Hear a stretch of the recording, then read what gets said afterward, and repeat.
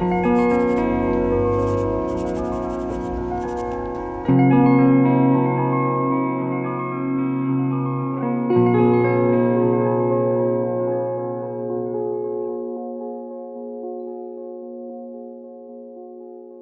for joining me on such a hot, incredibly hot day. Welcome back to the channel. Hope you've been doing well. If you've never seen my face before, hello, my name's Ashley. I'm a multidisciplinary artist and writer based in Sydney. It is coming up to Valentine's Day, and I know that can be a little bit of an interesting time for some people, a little bit of a lonely time. And I just wanted to be here to spread some love, to be on the love frequency together, and just recenter our perception of the whole tradition, because a lot of it is just based in consumerism. It's made to get people to buy things, to buy into an idea, when the reality of it is we should be spreading love and accumulating love within ourselves and to the external world each and every day of our lives. That's kind of our mission here on earth. I think we're all here to figure out the true meaning of love and all the forms it can come in, all the ways it shapeshifts and manifests in our lives. I think that's a beautiful journey to go on, and I don't think that it's based solely in what gifts you buy a person or whether you buy someone flowers on a specific day of the year. I think it's so much more than that, and in terms of gifting in general, I think the best gifts you could ever be given are the ones that are handmade, passed on, things that are thoughtful from a different place. And with that being said, I have two different pieces of writing that I'm going to break down today that I wrote about love, and I want to kind of dissect them, talk about it, share some thoughts and feelings, and hopefully some of this resonates with you. And if you like my work, please feel free to check out my website. I've got stuff coming out all the time, working on it currently. It's like a work in progress, so feel free to check it out if you want to, of course. This one's called The Season of Love. It's the season of love, this season of deeper realization and revelations about this oh so mysterious thing that we seem to spend our whole lives trying to understand. Love seems to be an ever-evolving thing. It constantly shapeshifts, taking on all kinds of faces and forms. I don't think any of these manifestations are separate from us. I think they're all reflections. The love we see and accept is the same love we have for ourselves reflected back at us, whether we like it or not. Life is my Valentine this year. I'm in a relationship with the divine, quite possibly the healthiest relationship I've ever experienced. I'm in a constant state of awe at the world. It's incredible what you don't see until you truly start vibrating on the love frequency. The love frequency, how about it? Messy, wildish, prismatic thoughts tangle in amongst the wavy strands of hair on my head. It's the season of insight, the season of wanting nothing more than what's meant for me and my highest good. What doesn't align will be set free with love and compassion. I used to get frustrated at the idea of not understanding love. For a long time, however, I was trying to decode the concept of love through every lens but my own. Go figure. The clearer my vision on this topic becomes, the more beautiful it appears to be. The monster under my bed is, in fact, an angel. So one of my favorite things to do is draw upon typewritten notes. I love the idea of it looking really drafty. That's kind of what I based my first art project on for this year, is just a really drafty, really raw, real series of thoughts that have been deconstructed and ripped apart and scribbled on and annotated. And I think personally, I love seeing writing in that way. I love it much more than seeing it edited, perfected in its final form. That's really beautiful too, but my absolute favorite thing is to see it dissected, to almost see the writer's process behind each line, even if it doesn't make sense or there's mistakes or grammatical errors. I love it. It's kind of like seeing the skeleton of all the ideas, which you don't normally get to see, and I think it's the closest we can get to the mind of whoever's piece of writing it is. So I've scribbled all over this and annotated things. I have 3 annotations that I did in this, one of which was next to "I'm in a relationship with the divine," quite possibly the healthiest relationship I've ever experienced. And I wrote, the freedom of not feeling compelled to seek or pursue. And it's really a testament to coming into your own and not feeling any pressure in life to rush things. I think, especially as women in society, there's this almost like a tick going on in the back of your head where we're almost told that, okay, you can live your life, but there's an expiry date. Like there's a certain date where you have to be married, you have to have kids, or you have to be thinking about it, or what are you doing with your life? There's always these looming questions. There are always these looming questions that float around in our space, and on a subconscious level it can really be destructive, and it can really sway our judgment when it comes to navigating any kind of relationship in our life, whether that be a friendship or a romantic relationship. It just kind of swoops in and muddies the waters a little bit because we feel like we're on such a tight deadline to get through life, when it's a ludicrous concept. Because one, we need to enjoy the time that we have here because we don't exactly know how long we have here. So it's ludicrous to want to race through it and get to all these different milestones as if it's a race against everyone else living their lives. But we're all on our separate timelines. We all have different lengths of time that we're going to be here. So it doesn't make sense to be in a race. No matter what we do, we're just not ready for certain things yet. And we can't force those things in, because when we do, it can end really badly because we weren't ready for it. And I think personally, I believe those powers are beyond us. I think we can set ourselves up in the best way we can, improve ourselves, improve our relationship within, but up until a certain point, you have to let go and accept that life will flow the way it needs to, the way your life is designed to, and that is out of your control. You can control how you perceive things and how you set yourself up in life, but you're meeting a higher force halfway. Whatever that force is, who knows at the end of the day, but everything tells us that there is so much more to energy and to the earth than what we know and what we probably ever will know. And so that's kind of what that's about in a nutshell. It's mainly focusing on what kind of relationship are you building within yourself. Even if you are someone who is in a relationship, I think all of these eyes are on love, put it that way, in the season of February, Valentine's Day. And I think it's probably a good checkpoint in life to turn inward and look at your own relationship with yourself, because that alone sets you up for the other relationships in your life. And if you don't have a healthy relationship within, it's going to reflect back. All throughout this piece of writing, I talk about reflections, because it's true. Everything that is going on internally does reflect and manifest in some way externally.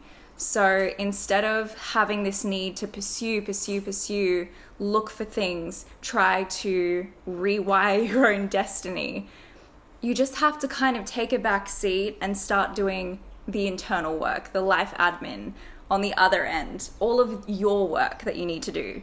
It's not your work to structure your life on a timeline. Sometimes we can manifest things at the time we want to, and other times it'll arrive years into the future, months into the future, weeks, days. There's no exact timeline. The next annotated line I have is next to, I used to get frustrated at the idea of not understanding love. For a long time, however, I was trying to decode the concept of love through every lens but my own. Go figure. I annotated it with, these lenses helped me understand a lot about love too. Inevitably in life, we all go through different relationships that shift our perspective of love. And that line is just to say that these aren't to be discredited. These aren't to be thrown away. These aren't to be sulked over in a way where we say things like, oh, I wasted my time. What was that? That was so stupid. Because inevitably in our challenges and in our times of need, those are the times we learn the absolute most in life. Those are the times of the most growth, the most accelerated growth in our life. So it's not to be discredited whatsoever. Each lens that you look through to see a different perspective of love is valid. It's a valid viewpoint. And you just have to find the looking glass that suits how you feel and suits your soul and suits what you feel is your higher purpose. And it's not to say that one lens is better than the other. It's just to say that one lens will suit you better.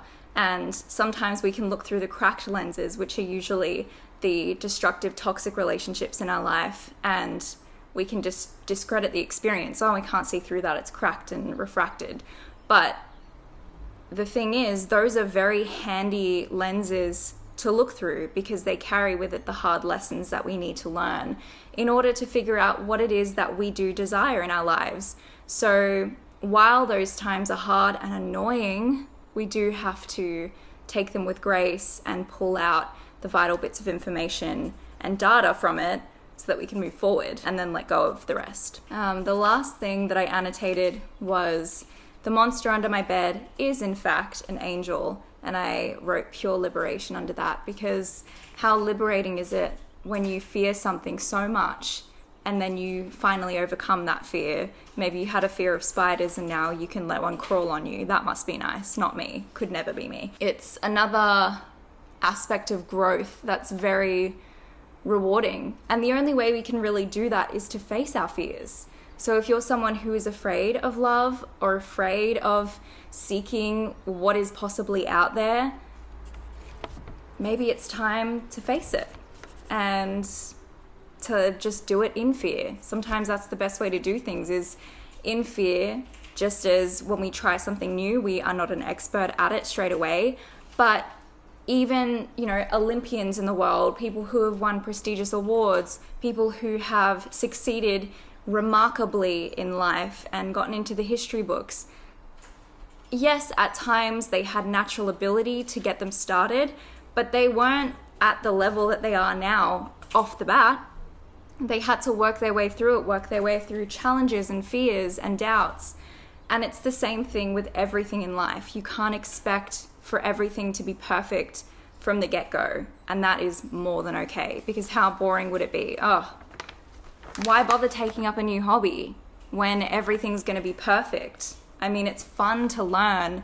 It's fun to get frustrated and feel the whole spectrum of human emotion, the adrenaline, the fear, the annoyance, the excitement, the fulfillment, all of it. It's vital to have a fulfilling life because, as I said, how boring. Imagine reading a book. I don't know who said it, that it's quoted so many times, but reading a book where nothing happens, everything goes well, nobody is in conflict. I mean, you just wouldn't read it. Like, it would just be the most awful book to exist. It's the same with life. Unfortunately, it sucks when you're in it, but we can look back in hindsight and say to ourselves, okay, well, that's a story to tell. I can tell my kids about the time that I freaked out on a train in Paris when I was alone. I don't know, whatever it is. Put yourself out there to have experiences. All right, here's another one that I'm going to share with you. This one's more of a poem format, and it's called The Love Concept. Love is a mandala, a kaleidoscope of shifting tessellations wrapped in a rose-tinted mystique.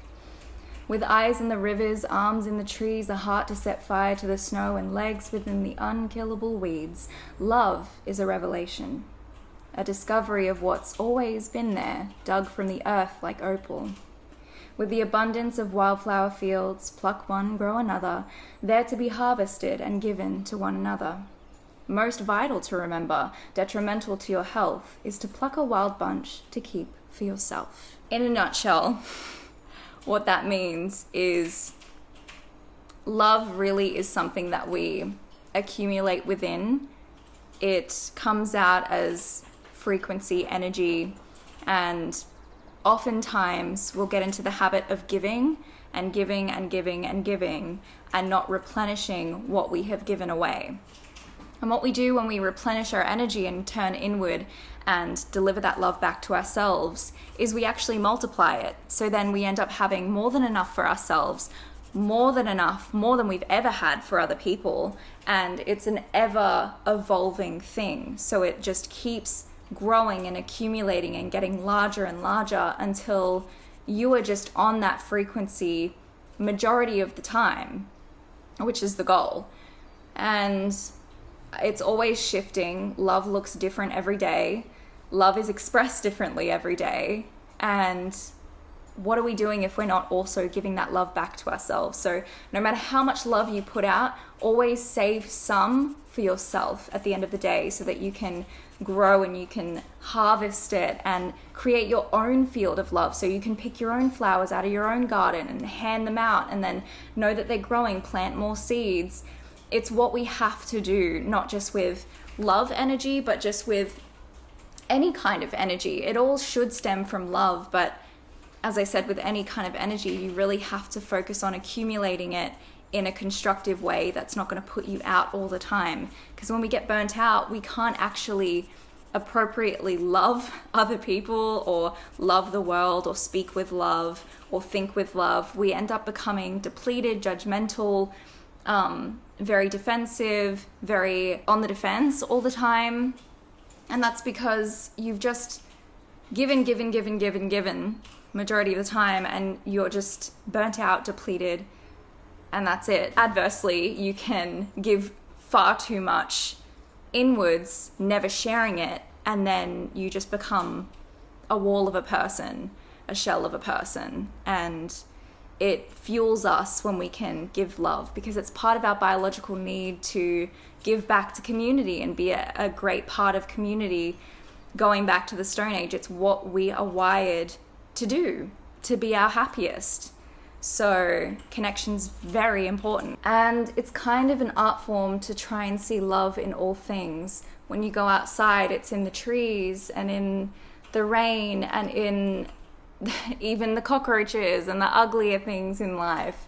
It's everywhere. There's sprinkles of love everywhere. And it's kind of our ultimate goal to see it, identify it in all things, pluck it out, and work on that and build it and turn it into something truly beautiful, even out of something that just isn't inherently beautiful from the external appearance or the external circumstance. So yeah, those are my thoughts on love, and I thought this would be an appropriate time to share this because, as I said in the beginning, it can be a time where life can get a little bit, the loneliness is kind of amplified and it can be a lot, but there is love in all kinds of places, not just the obvious places. And it doesn't mean you have to be surrounded by so many people. It doesn't mean you have to be in a romantic relationship. There is love everywhere you look, and it doesn't take much. Just have that intention in your mind. Go out, see your family, see your friends, or just go out on a walk alone, and you will find it. I promise. Even in solitude, you will find it. It's a good exercise to do when you're feeling a bit alone, when you're feeling a bit unwanted, or, life is ripping you a new one, I guess. Sometimes it can really feel like that. It's helpful to just practice that and go on a little bit of a mindful, let's call it a love frequency walk, and just try to identify your version of love in all things, because that in itself is so beautiful, because we all have a different version of love. Love looks so different to all of us.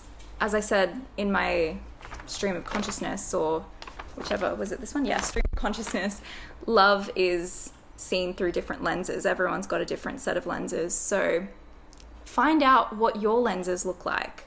And maybe you can sit with your friends and compare it to their lenses, or compare it to your partner's lens or your family's lens. And I think that's a really great way to get to know someone too, because what a beautiful exploration of someone else's soul to figure out or paint a picture of what love looks like to them.